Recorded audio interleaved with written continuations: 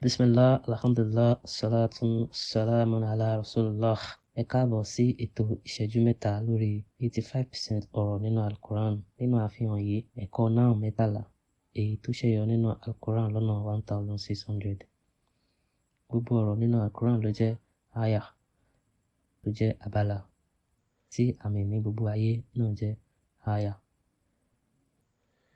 Láyìíká wa púpọ̀ ní ohun tó jẹ́ ayat, àyà, ayat, abala tàbí àmì. Mo dúró létí òkun, mo ń wo bahar, òkun, bahar, òkun. Abala kejì mo rí jabal ńlá, jabal, pátá, àti jibal mẹ́ta, pátá, jibal, àwọn àpáta. Lórí ilẹ̀ àwọn anham wà níbẹ̀, wọ́n ń jẹ koríko. Anham, màálù. Rih sì ń fẹ́ gidi.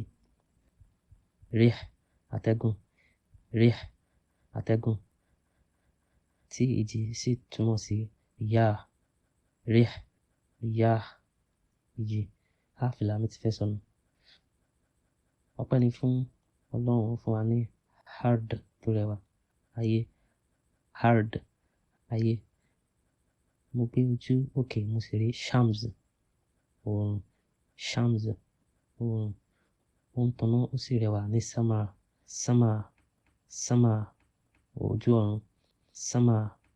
ojú ọ̀run.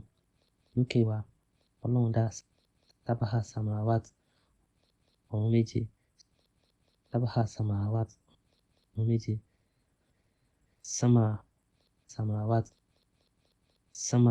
samawat. Díẹ̀díẹ̀ oòrùn wọ̀ sílẹ̀, tí sama sì dúdú.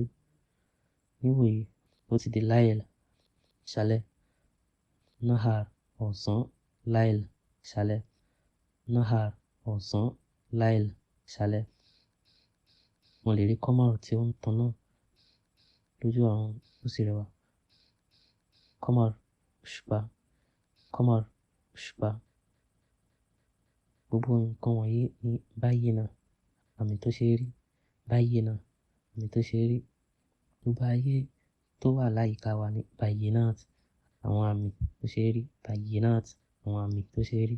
Àwọn àmì yìí ṣàfihàn ohun tó lágbára, ìkẹ́ àti ìfẹ́ Ọlọ́run subhanahu wa ta'ala. Ṣé o lè padà wo ọ̀rọ̀ tí a sọ sẹ́yìn yìí pẹ̀lú èdè Lárúbáwá?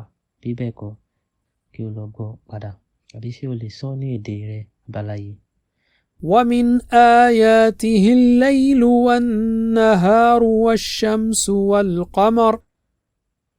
Wọ́n ti wí pé àpapọ̀ gbogbo ọ̀rọ̀ Al-Quran jẹ́ 78,000. A gbìyànjú láti kọ́ ẹ̀kọ́ àwọn ọ̀rọ̀ wọ̀nyí tí yóò sì jẹ́ 85% nínú ètò ìṣẹ́jú mẹ́ta yìí. Ẹ gbáradì fún àfihàn eléyìí tí ó ń bọ̀. Wassalamun alaikum.